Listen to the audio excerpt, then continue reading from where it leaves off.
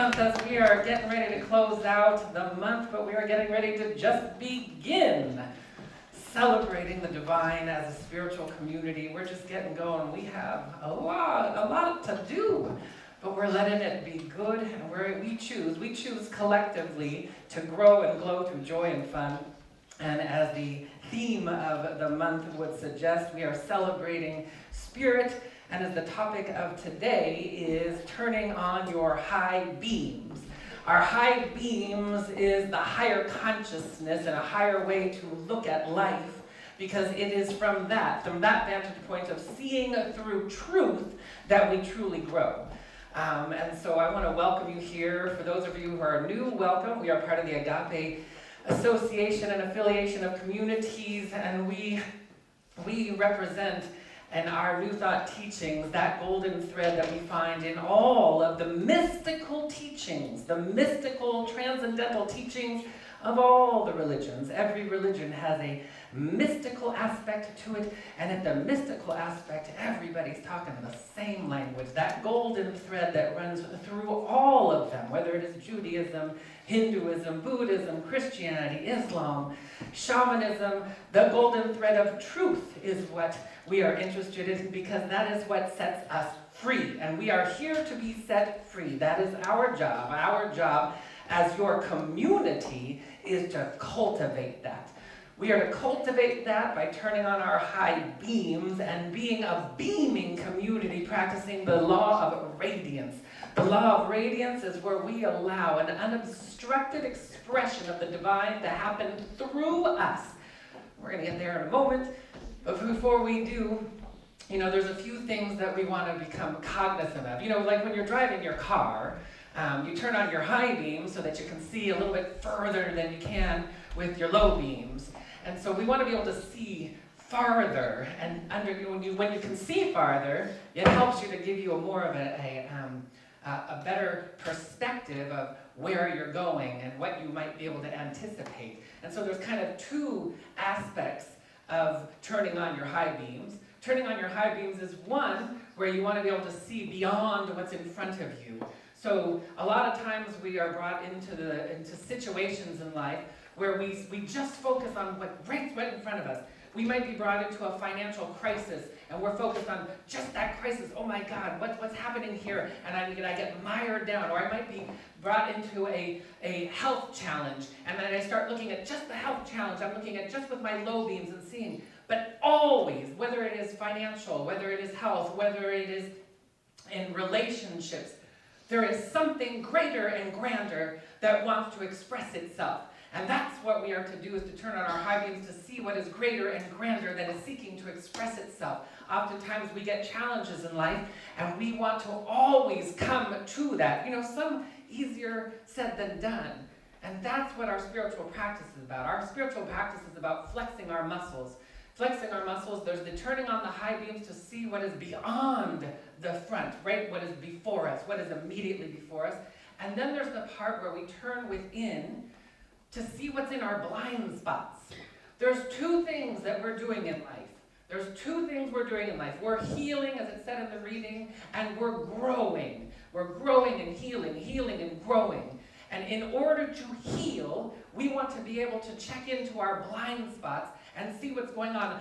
I haven't met anybody. I've met quite a few people. I know a few thousand people so far. I know that's just a microcosmic nanomilli blip on the radar of 7 billion people on the planet.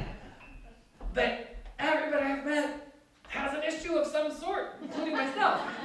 We all have issues. If you have an issue in your tissue, then you have somewhere to heal. And so we want to heal, and we want healing to be, and healing is everything from the teeniest, tiniest things.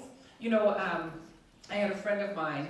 Well, one of the things you want to do when you turn on your high beams and you start looking into your blind spots is you want to become so self-aware, so cognizant of your own beingness, really exploring, and it can seem a little nitpicky at times, really exploring with a divine fine-tooth comb what's going on. I have a friend whose mom, she likes to go out, and whenever they go to a restaurant, she kind of goes and takes all the little sweeteners and kind of stuffs them in her purse, and she's kind of, stocking up for a rainy day. And, her son is always like, Ma, you know, we shouldn't really call me Ma. Ma, you really ought to do that, you know, because that's kind of like stealing. And she's like, oh no, it's built in. They know people are going to do that. And so what I want you to be aware of is reasoning. When you reason and when you rationalize something that is out of the scope of integrity, because the key ingredient of spiritual growth is being in integrity with the law of truth and love. Because when we are out of integrity, integrity meaning that we are completely in an ethical space and place. So that little thing like, oh, you know, what harm is it if I just take those packets of sweeteners and I shove them in my purse? Or, you know, I take those extra spoons and knives, the plastic ones. Oh, I'm, you know, at the dispenser at Whole Foods. You know, oh, I'm having some people over. Oh, let me take a few extra. Instead of buying a pack of them, which would be an integrity. We want to kind of look at, those are some of the smaller things. And, you know, we make light of that. But if you are impeccable with your word and with your deed, then those are little things that, you know, we don't want to make a big deal out of it. We want to blame and shame. We want to transcend our transgressions. And as it says in the Hebrew Bible in Isaiah, I am the one who blots out transgressions for my own sake. And then I let go and forgive thee of thy sins. I remember them not. God remembers not your sins because God never holds. You know, we know in our community, God is the omnipotent, omnipresent. Forgiveness is an energy that only belongs to the transitory realm of the temporal. We only need forgiveness while we're in human form and experiencing duality. You don't need forgiveness in your divine self. Your soul does not need forgiveness. There are no transgressions at the level of your soul. Your soul is living outside of time and space in bliss. And so to be in integrity means that we are to align with our soul, which is beyond our age, beyond our gender, beyond our lineage, beyond our name, beyond our race, our religion. Those are the things, those are just some of the beautiful, the costumes that we come to humanity with. And there's deliciousness in that, and we want to have an appreciation for that.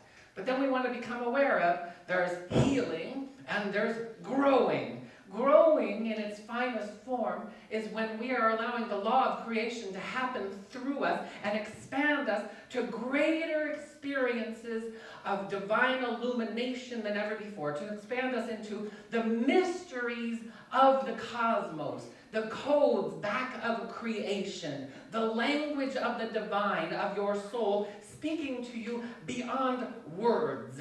When you live in that space, when you are living an inspired life, you're in integrity. You're in integrity, and that is what takes you to joy and to bliss. And I'm not talking about, you know, you've heard me say it before, where it's like there's the difference between happiness, which is contingent upon temporal things happening, and then I will be happy. If it happens, I'll be happy. And it's like, but in joy, joy is not contingent upon anything. Joy is the song of the soul. It's what your soul sings when you just express it. You express joy. So to choose these things, we want to choose, and we want to make sure that we're aware as we turn on our high beams and allow ourselves to see from divine right perception, that we are not making our choices from fear. We do not want to make our choices from the trauma body. The trauma body is where we store all of our unprocessed issues.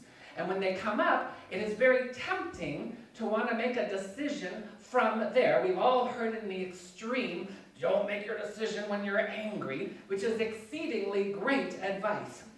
But do we all listen to it? You know, sometimes we do, sometimes we don't.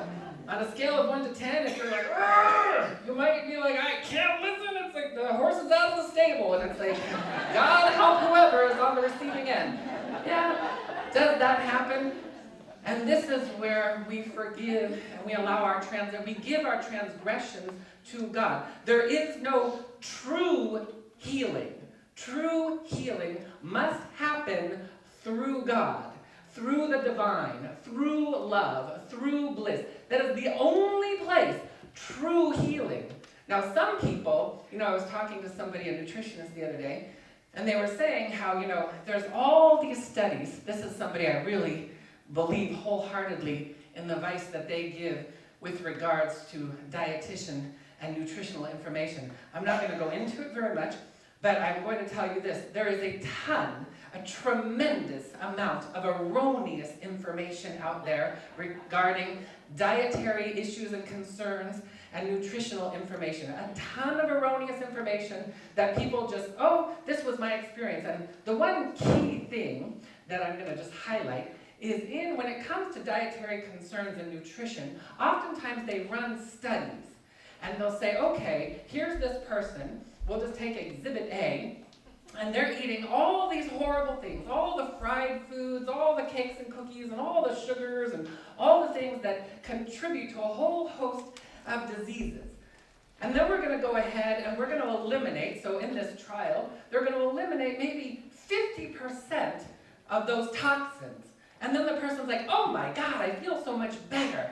But there's still, let's just say for round numbers, still 50% of those toxins left in the diet. But they don't know, because they felt so rotten for so long, that 50% increase by eliminating those 50% of toxins makes you feel pretty good, so you think you've arrived, when really there's still more to do, but you just don't know it yet.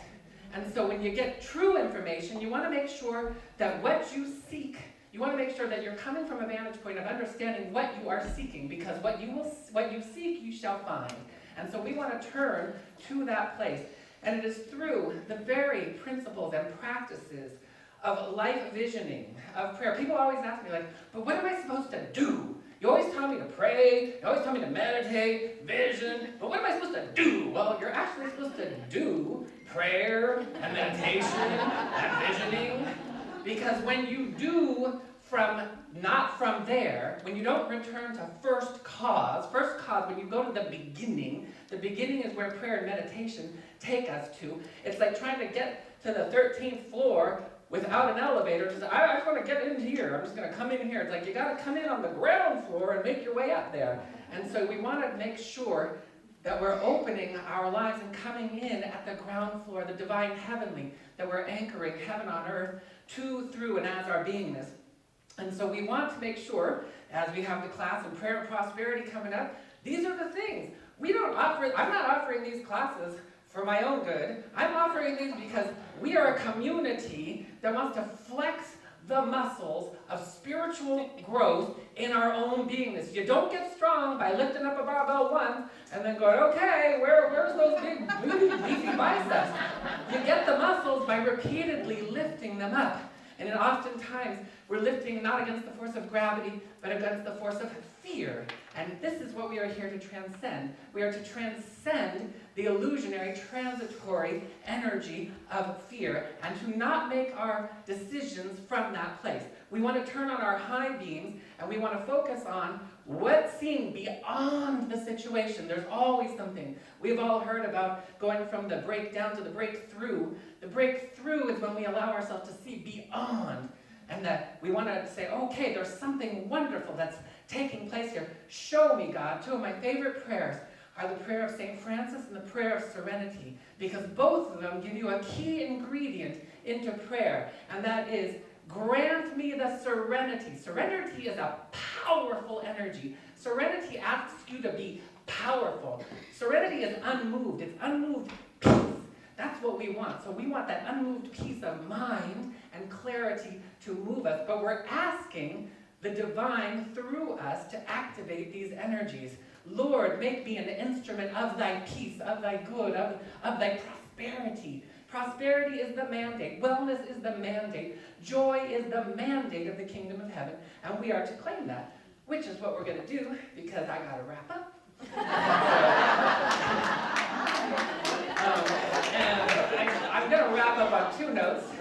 One of the notes is going to be one of my favorite quotes from Eric Butterworth, whose book we'll be using in our prayer and prosperity classes. The truth is that we do not grow old.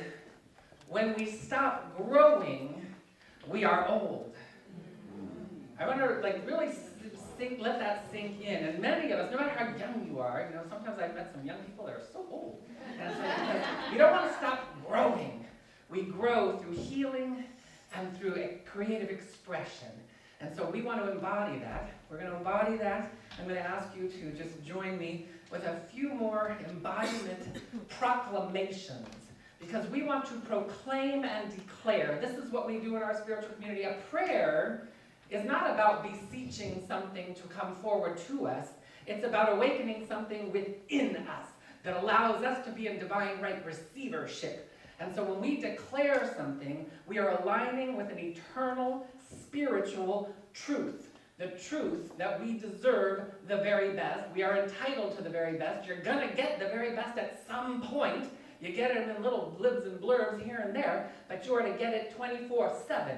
And our job is to move that way. So I'm going to invite you to just repeat after me. I always heal and grow through love and joy. I always heal and grow through love and joy. I am in integrity with my divine magnificence. I am in integrity with my divine magnificence. I always dare to thrive and celebrate spirit. I always dare to thrive and celebrate spirit. I always allow divine fulfillment to satiate my heart's desires. I always allow divine fulfillment to satiate my heart's desires. And as we speak that word, as we speak it, as we bring it from the inaudible to the audible, the first step in creation, from the invisible to the visible, this is participating in the law of creation, and we align by bringing our awareness, calling forward, inviting and evoking and allowing the holy presence of God, the infinite grace, the omniamorous magnificence, intelligence, that which created the stars and the heavens and the earth, that which crashes the waves upon the shore, that which blows the breeze and beats our hearts.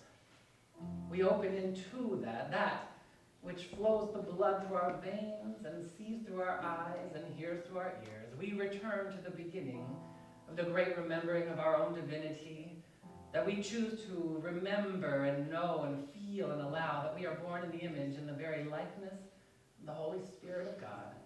And we allow that to rise into the forefront of our awareness like never before. We choose to live a life that goes from glory to greater glory. We choose to seek and find good and greater good. We choose to allow more prosperity and more wellness than ever before. We seek it, we find it. And we know that it is God's good pleasure to bring forward the kingdom of heaven, peace, joy, love, wellness, goodness in all of its ways, shapes, and forms, because it is the mandate of life. Life is good. We are good. We have everything we need within us to receive this, to embody it, all the talents, all the gifts. We have the ability to hear the voice of God, to know the voice of truth, the voice of love. It is coded and loaded within our beingness, and we choose this day to hear it, see it, feel it, know it, and to allow passion and enthusiasm to drive us. The only motivation we allow in our lives is the motivation of passion, enthusiasm, and love. This is what guides our choices. We choose aright, and it is from a place of divine right expectancy and divine right receivership that we release this proclamation, these declarations into the law, and we allow that law to fulfill itself as benevolent and beautiful experiences to, through, and as our lives anchoring heaven on earth in our beingness and in our bones. We let it be, claiming it so by saying, and so it is. So it is. And so I let it be. So I let it be. Amen. Amen. Amen. Amen. Amen. Amen. Aho. Aho. Shalom. Shalom. Hotep. Hotep. And hallelujah. Hallelujah.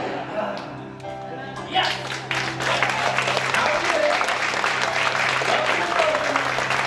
Welcome to the lesson. It is our time of conscious giving.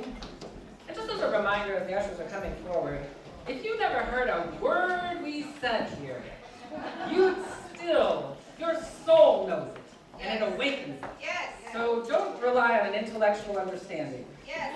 Amen. Just allow yourself to bathe in it. Yes. And so as we prepare our offering, our tithes, taking a moment to hold that in our hands and participate in divine circulation, knowing that just as it says on our money, in God we trust. We trust that that which we tithe into circulation, paying money to God through our practice, we know that it comes back to us tenfold minimally, 100-fold minimally. We proclaim it and we allow it to be. Thank you, ushers.